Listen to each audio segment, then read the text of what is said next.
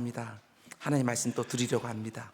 주님, 하나님께서 우리에게 참 많은 말씀을 주시지만 그때그때마다 내가 꼭 들어야 되는 말씀이 있는 줄 알고 오늘도 마음을 열어서 그 말씀 받고, 그리고 2025년 시작되어서는 구역 예배 가운데 속에 이 말씀이 나를 온전히 끌고 가는 것을 경험할 수 있도록 주님 은혜 베풀어 주옵소서. 이 모든 말씀 예수님의 이름으로 기도드렸습니다. 아멘, 아멘. 구역 예배가 굉장히 중요합니다. 우리가 9시 예배, 11시 예배도 중요하지만 구역 예배는 굉장히 중요합니다. 동시에 위험하기도 합니다. 구역에서 사람들이 성장하기도 하고 시험 들기도 합니다. 그래서 우리 동네에서 좀 떨어져 있지만 큰 교회예요. 교회가 어려움을 당하니까 구역 예배를 없앴습니다. 그 구역 안에서 오가는 말들, 그것들이 사람들 심령을 워낙 실족하게 만들기 때문에 그 구역 안에서도 사람들이 패가 갈리니까 싸움이 많아지니까 구역 예배부터 없었어요. 우리 은자교회 모든 구역은 그 가운데 속에 심령이 자라나는 곳이 될 수 있기를 주님의 이름으로 축복합니다. 공동체 예배가 9시 예배, 11시 예배가 줄 수 없는 것을 구역 예배가 주어요. 여러분들이 일방적으로 말씀을 듣기만 하는 것이 아니라 구역 예배에서는 물을 수도 있고요, 나눌 수도 있어요. 그래서 구역 예배 가운데 속에 참 하나님께서 풍성한 은혜를 주십니다. 사모함으로 구역 예배 우리 시작합시다. 오늘 말씀의 제목은 믿음이 강한 자가 마땅히 믿음이 약한 자의 약점을 담당하고, 이런 제목입니다. 우리가 믿는 기독교는 우리 육신의 눈으로 볼 수 없는 영이신 하나님을 섬기는 종교입니다. 그러면 이렇게 보이지 않는 하나님을 섬기는 우리의 신앙이 어떠한지 어떻게 점검할 수 있을까? 우리의 신앙이 건강한지, 진정성이 있는지, 또 자라나고 있는지, 보이지 않는 하나님 향한 나의 신앙의 진위 여부를 무엇으로 판단할 수 있는가? 요한일서 4장 20절은 이렇게 말합니다. 누구든지 하나님을 사랑하노라 하고 그 형제를 미워하면 이는 거짓말하는 자니 보는 바 그 형제를 사랑하지 아니하는 자는 보지 못하는 바 하나님 사랑할 수 없느니라. 그러니까 성경은 눈에 보이는 형제와의 관계를 통해서 눈에 보이지 않는 하나님과의 관계를 알 수 있다고 말하는 것입니다. 나와 하나님과의 관계는 나와 다른 사람의 관계를 통해서 드러난다는 것이지요. 이번 주부터 2025년 구역 모임이 시작될 때인데 하나님이 나와 함께 누구를 묶어서 구역을 만들어 주셨든지 그분들을 잘 섬기시기 바랍니다. 이 땅을 사는 우리 그리스도인들의 모든 관계의 핵심은 주께 하듯이입니다. 내 앞에 누가 있든지 주께 하듯이, 내가 구역에서 만나는 그분에게 잘하는 것이 하나님께 잘하는 것이고, 그분을 잘 섬기는 것이 하나님을 잘 섬기는 것입니다. 오늘 본문을 통해서 이제 곧 시작될 구역 모임에서 내가 무엇을, 그리고 어떻게 해야 되는지 하나님 주신 말씀 잘 듣고 그 말씀에 온전히 순종하면서 참 아름다운 구역을 만들어가는 우리 모두가 될 수 있기를 주님의 이름으로 축원을 드립니다. 단지 구역 모임에 참여하는 분들에게만 주시는 말씀은 절대로 아닙니다. 오늘 말씀을 통해서 내가 교회 안에서 만나는 지체들을 어떻게 대해야 되는지 너무나 중요한 원리들이 오늘 본문에 담겨 있습니다. 오늘 본문에만 국한해서 5가지의 지침을 함께 짧게 생각해 보려고 하는데, 먼저 첫 번째는 믿음이 강한 자는 믿음이 약한 사람의 약점을 감당해 주라는 것이지요. 우리 교회에 익숙한 분들이 우리 교회에 나온 지 얼마 안 된 낯선 분들을 잘 섬겨주시고, 신앙 연륜이 오래된 분들이 이제 막 신앙생활을 시작한 분들을 또한 잘 섬겨주는 것입니다. 그래서 내가 직분을 갖고 있다고 한다면 그렇지 않은 분들보다도 이미 모든 것이 다 익숙할 테인데 그분들을 잘 섬겨주는 것, 그게 중요합니다.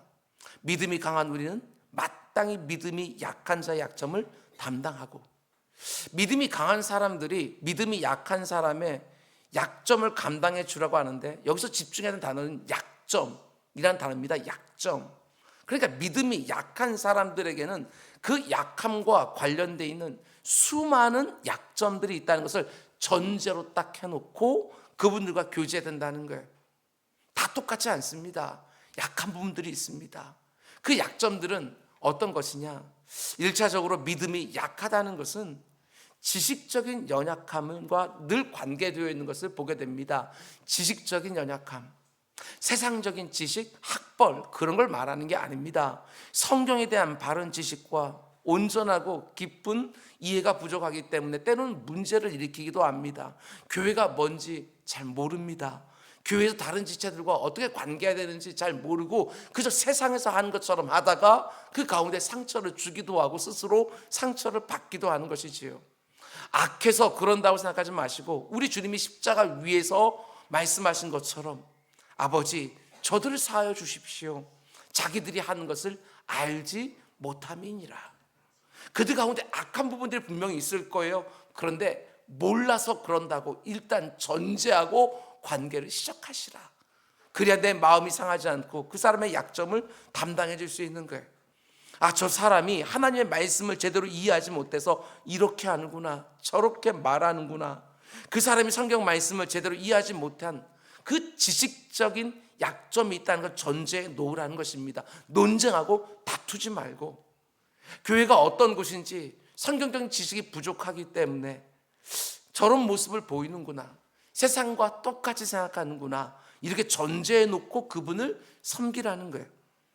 근데 믿음이 연약한 자들의 약점은 단지 지식적인 부분만 있는 것이 아닙니다. 우리의 지, 정, 의가 다 연결되어 있기 때문에 지식적인 약점은 반드시 정서적인 약점과 그리고 의지적인 약점으로 드러나게 되어져 있는 거예요. 하나님의 말씀을 잘 모르는 믿음이 약한 자들은 정서적인 약함을 보일 때가 정말 많습니다. 믿음이 약하기 때문에 부정적인 자아상을 가지고 있을 때도 있고, 성경이 무엇을 말하는지 잘 알지 못하기 때문에 다른 사람들을 쉽게 비판하고 판단할 때도 참 많이 있습니다. 그리고 그 정서적인 약점 때문에 다른 사람들에게 상처를 쉽게 받기도 하고, 상처를 받은 만큼 뾰족뾰족하게 그 분노를 터뜨리기도 하고 비판을 일삼는 경우들도 정말 있지요. 뿐만 아니라 믿음이 약한 사람들은 의지적으로 약한 경우도 굉장히 많습니다. 그래서 잘 성장하지 않아요. 늘 실패해서 넘어질 때가 많은 것이지요. 하나님의 말씀에 대한 지식적인 연약함이 그 가운데 정서적인 연약함으로 이어지게 되어지고, 또한 의지적인 연약함으로 이어지고, 그걸 알고 사람들과 관계하라는 것입니다. 믿음이 강한 자는 믿음이 약한 자에게 어떤 약점을 가지고 있는지를 잘 살펴봐야 제대로 섬길 수 있는 거예요. 믿음이 연약한 사람들은 진리의 말씀에 대한 지식이 부족하기 때문에 정서적으로도 쉽게 상처를 받고 상처를 줄 뿐만 아니라 의지적으로도 약점이 있기 때문에 영적으로 잘 자라나지 못하는 것이지요. 쉽지 않습니다. 믿음이 연약한 분들을 돕는다는 것이 절대로 쉽지가 않은 거예요. 그러나 1절 말씀을 다시 보시기 바랍니다. 잘 보셔요. 믿음이 강한 우리는 마땅히 믿음이 약한 자의 약점을 담당하고, 마땅히, 이게 굉장히 중요한 거예요. 그렇게 해도 되고 안 해도 되는 것들이 아니라, 내가 신학 연륜이 이 정도 되었다고 한다면, 내게 이런 직분이 있다고 한다면, 내가 이런저런 은혜에 대한 체험이 있다고 한다면 마땅히 믿음이 연약한 사람들을 섬기고 도와야 된다. 지금 이렇게 말하는 것이죠. 그분들의 약함을 내가 감당해야 된다, 이렇게 말하는 것이지요. 정말 깊이 새겨 들으셔야 됩니다. 내 믿음이 견고하고 나만 실족하지 않고 시험 들지 않고, 아니요, 그렇게 생각하면 안 되는 것이지요. 내 곁에 있는 믿음이 약한 자들을 늘 돌보고 보호하고 그 약한 부분을 담당하는 자리까지 반드시 나아가야 된다. 왜 그런 것 가지고 그래? 이게 아니라 나에게는 별 문제가 안 되는 거지만 그 사람에게는 아주 심각한 문제가 되어 있는 줄 알고 그 가운데 속에 마땅히 그분들을 섬기는 것이지요. 여러분, 교회와 성도들이요, 이 세대를 본받아서는 안 됩니다. 교회는 믿음이 강한 사람들이 믿음이 약한 사람들의 약점을 마땅히 감당하는 곳이 되어야 되는 거예요. 믿음이 강한 자들에게는 믿음이 약한 사람들의 약점을 감당해야 되는 영적 책임이 있다는 거 꼭 기억하시기 바랍니다. 이번 주부터 구역 모임을 갖게 될 터인데 그 가운데 약한 부분들이 드러납니까? 그거 가지고 뭐라 하지 마시고, 내가 감당해야 될 부분이구나, 이렇게 생각하고 그 사람과 교제하게 되었으면 그 가운데 하나님께서 놀라운 영적 성숙과 성장을 허락해 주실 것입니다. 이게 첫 번째예요. 그 두 번째로 구역 안에서 혹은 교회 안에서 다른 사람과 교제할 때 어떻게 해야 되느냐. 1절 말씀 다시 보십시오. 이 부분도 굉장히 중요해요. 오늘 본 말씀에 밑줄 그을 곳이 굉장히 많습니다. 1절 말씀 다시 보면 믿음이 강한 우리는 마땅히 믿음이 약한 자의 약점을 담당하고 그 다음에 자기를 기쁘게 하지 아니할 것이라. 나를 기쁘게 하려고 구역 모임 가지 마십시오. 다른 사람 기쁘게 하려고 구역 모임에 가시기 바랍니다. 나를 기쁘게 하려고 교회 생활하지 마십시오. 다른 사람들을 기쁘게 하려고 교회 생활을 하라는 거예요. 그러면 내 기쁨도 넘치게 되어 있어요. 우리가 너무 잘하는 것처럼 기쁨이라고 하는 영어 단어 joy, Jesus first, others second, 그리고 you, 나는요 맨 마지막에. 정말 주님을 기쁘시게 하려고 하고 다른 사람들을 기쁘게 하려고 하면 내 기쁨은 하나님께서 채워주시는 거예요. 여러분, 섬기는 기쁨, 이거는 섬김 받는 거하고는요 비교할 수가 없어요. 내가 섬기면서 그 사람의 영적 가운데 힘을 얻고 위로를 받고 신앙생활을 잘하게 되는 그 모습을 볼 때처럼 기쁜 게 없어요. 그런데 자기 자신을 기쁘게 하지 않는다는 거, 이게 쉽습니까? 어마어마하게 어렵습니다. 모든 사람들은 본능적으로 내 기쁨을 위하여 뭔가를 하고 뭔가를 안 합니다. 다른 사람들의 기쁨을 위해서 뭔가를 하고 안 하는 게 아니라 내 기쁨을 위해서 뭔가를 하고 안 하는 거예요. 모든 사람들 안에는 제가 늘 말씀드리는 것처럼 자기 중심성이라는 뿌리 깊은 죄성을 저마다 가지고 있기 때문에 무엇인가를 판단하고 결정하고 행동할 때에 최우선적으로 나를 기쁘게 하는 방법을 찾기 마련이에요. 그러나 내 기쁨 하나하나를 다 챙기면서 다른 사람들 기쁘게 할 수 있다? 불가능합니다, 여러분. 믿음이 강한 사람들은 내 기쁨을 때로는 포기할 수도 있어야 돼요. 내 자유와 내 권리도 스스로 절제할 줄 알아야 되는 것이지요. 그게 믿음이 강한 거예요. 그게 믿음이 성숙한 증거가 바로 거기에 있는 거예요. 그저 나를 기쁘게 하려는 교회 생활 아닙니다. 그것은 어린아이죠. 내가 기뻐야 되는 거. 오늘 내 얼굴 표정 하나하나도 다른 사람들의 기쁨을 위해서 관리할 수 있는 사람들, 그런 사람이 성숙한 사람이에요. 나 힘들고 어려운 거 많지만 다른 사람들이 나 힘든 거 어려운 거 알아달라고 그렇게 하는 것들이 아니라 내 것은 좀 뒤로 밀어놓고 다른 사람들 얼굴부터 살피는 사람들, 그런 사람들이 믿음이 강한 사람들이라고요. 적어도 이 자리에 있는 모든 분들만큼은 우리 그렇게 신앙생활, 교회생활 합시다.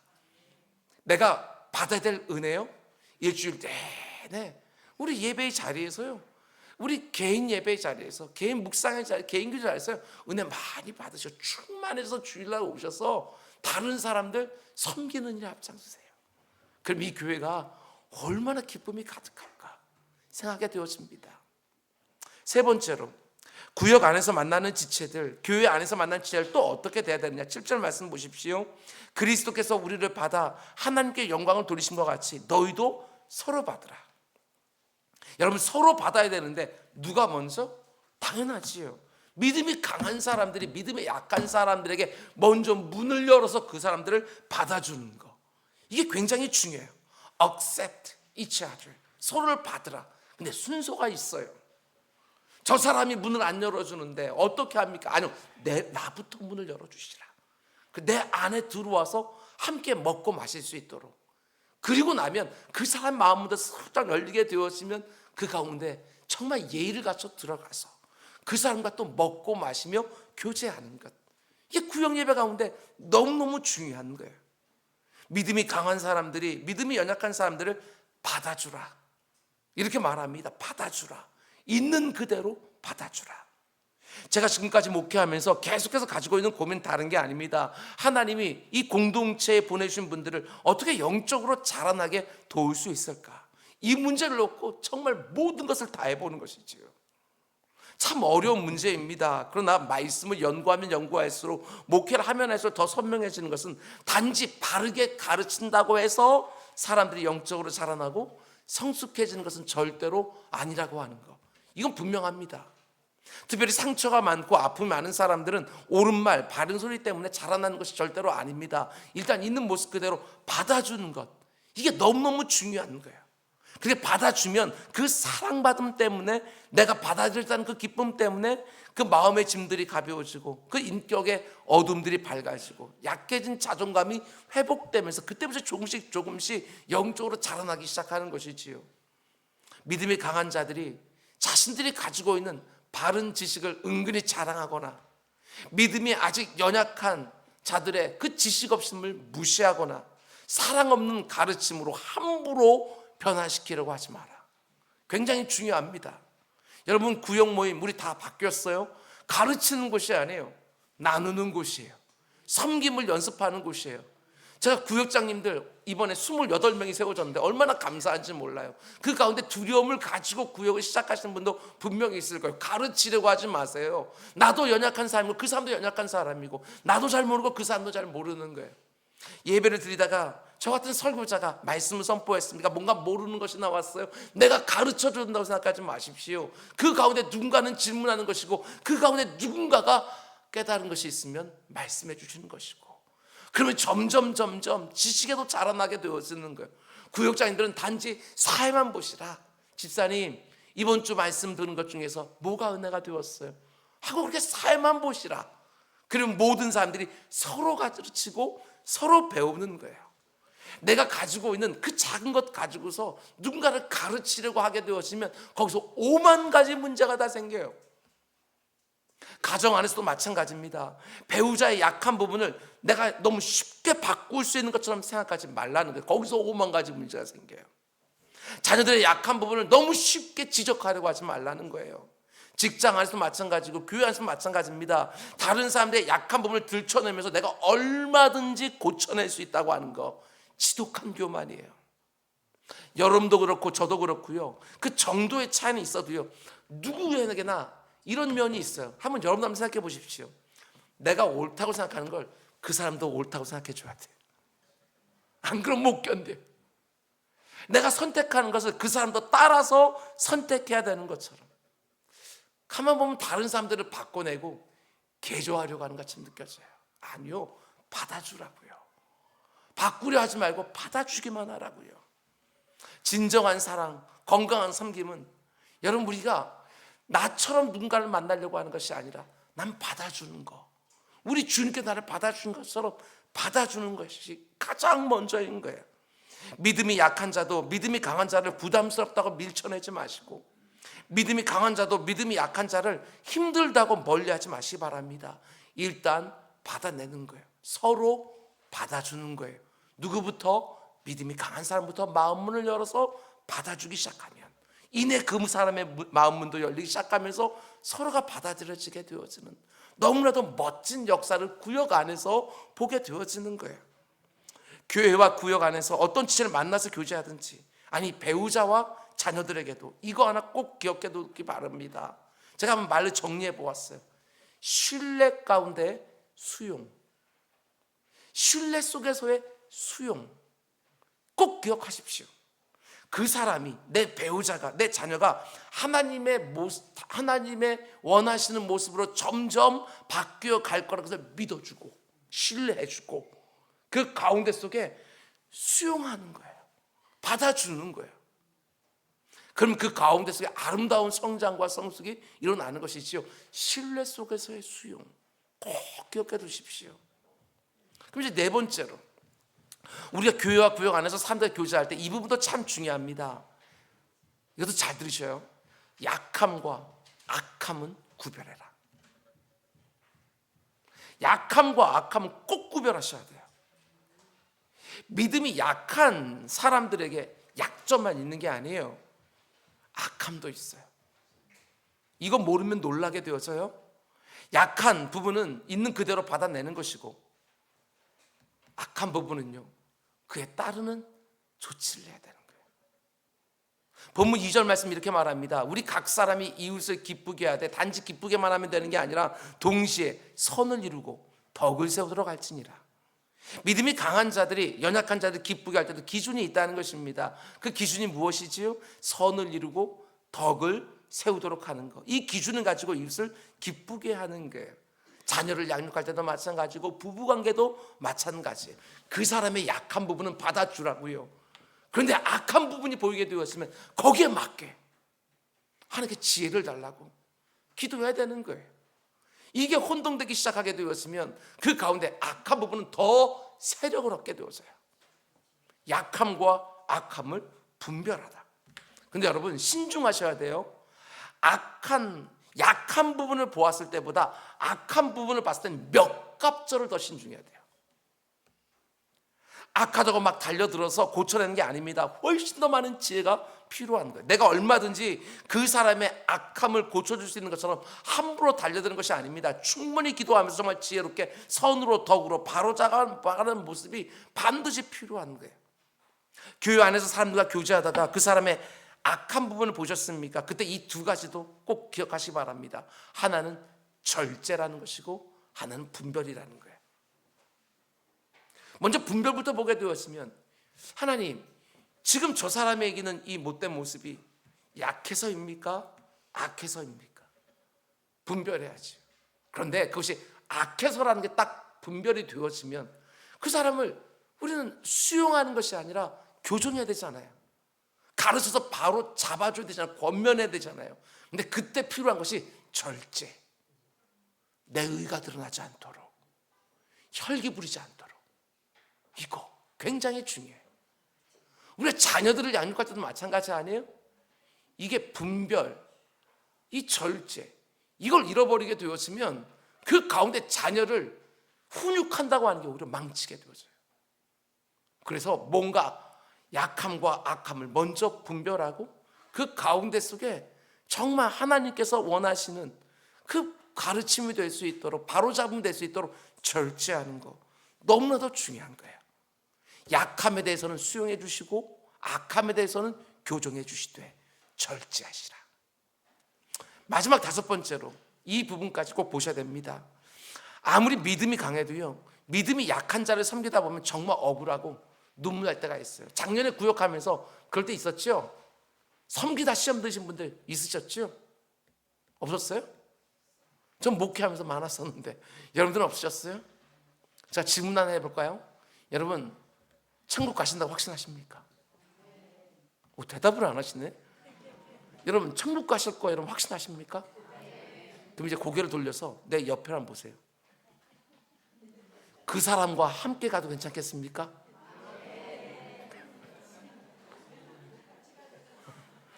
구역 안에서요, 그 사람도 함께 천국 갈 사람이에요. 절대로 함부로 하시면 안 돼요. 그런데 섬기다가 내가 상처받을 때가 있잖아요. 여러분, 누군가를 섬긴다는 것처럼 힘들고 어려운 게 없어요. 중보기도처럼 지치는 게 없어요.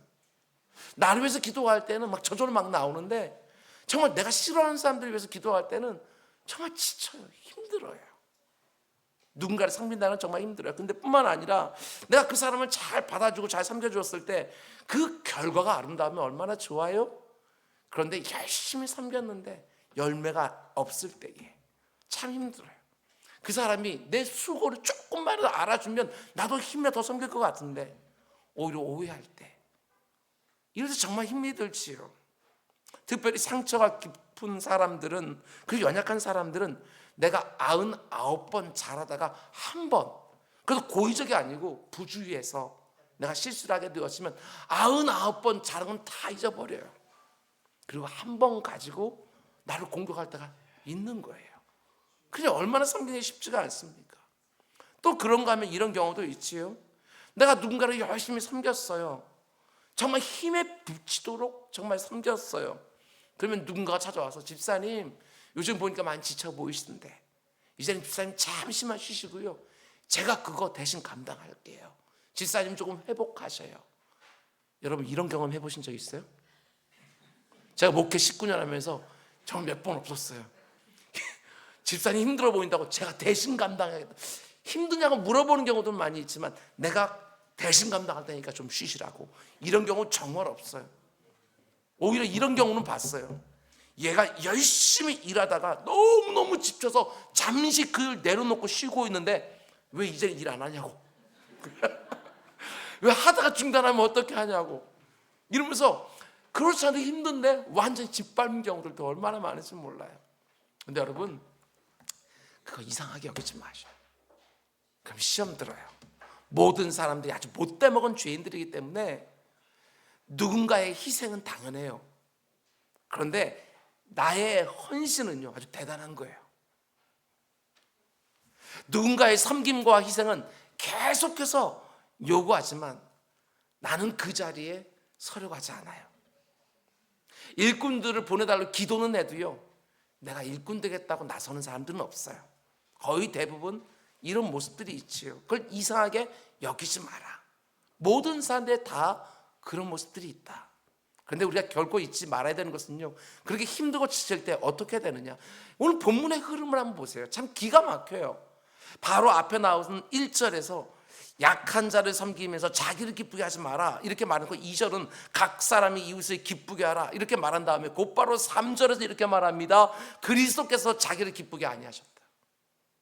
1절과 2절에서 내 자신을 기쁘게 하지 말고 내 곁에 있는 지체들을 기쁘게 하라고 말을 하는데 지금 이 말을 하고 있는 사도 바울도 너무너무 잘 알아요. 약한 자들을 섬긴다는 게 얼마나 나를 지치게 하고 힘들게 하는지 너무나 잘 아는 거예요. 그럼에도 불구하고 내 곁에 있는 사람들을 기쁘게 하라고 계속해서 섬길 수 있는 유일한 동력 그게 무엇입니까? 바울은요 예수 그리스도 그분만이 나의 힘이시다 이렇게 말하고 있는 거예요. 예수 그리스도가 나를 위해서 하신 일 그걸 묵상하면 또다시 섬길 힘이 내게 주어진다는 거예요. 우리 주님께서 나에게 이렇게 말씀하십니다. 너 저 사람 섬기다가 지쳤냐? 나도 너 섬기다가 지칠 때 얼마나 많은지 모른다. 너 저 사람 어떻게든지 세우려고 하다가 마음 상했냐?